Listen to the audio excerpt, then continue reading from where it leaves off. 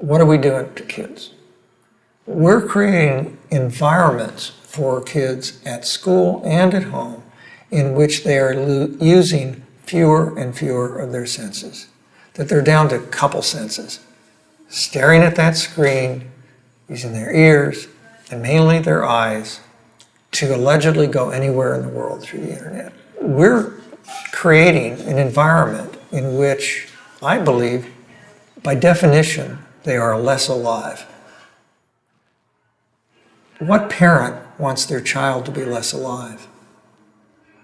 What teacher wants their students to be less alive?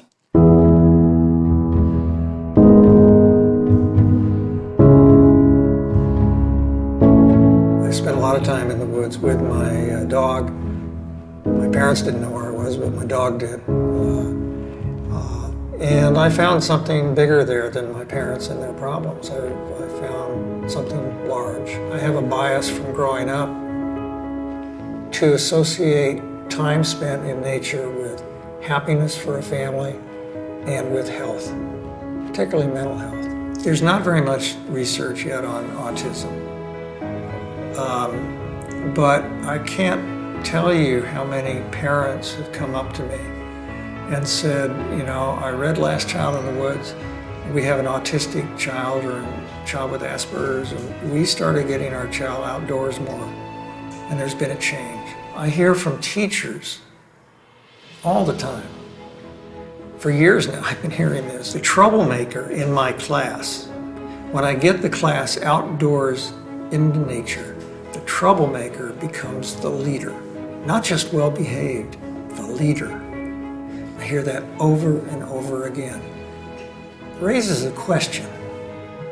What are we doing to these kids by keeping them in the classroom all the time, in that cubicle, at that chair, taking test after test after test, canceling recess, canceling field trips, all with this theory we're going to make a better child if we do that to them. But what proportion of the huge increase in the number of kids that are taking stimulants,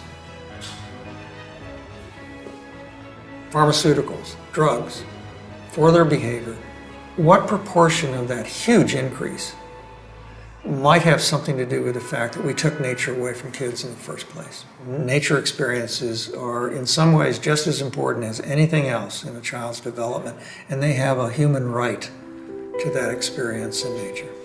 So, nature deficit disorder is a phrase that has caught on, and I didn't really expect that to happen, but it has. That's not a known medical diagnosis. Maybe it should be, but it's not now. I always point that out.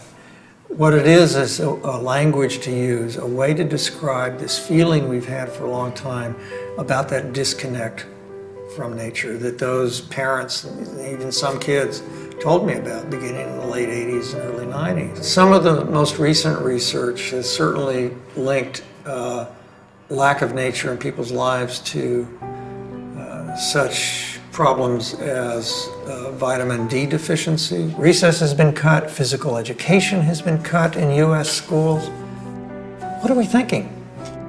Let alone get the kids outdoors in a natural setting or taking them on a field trip to, a state park. We're having those kids sit all day, and sitting is the new smoking, and guess what we're doing to them?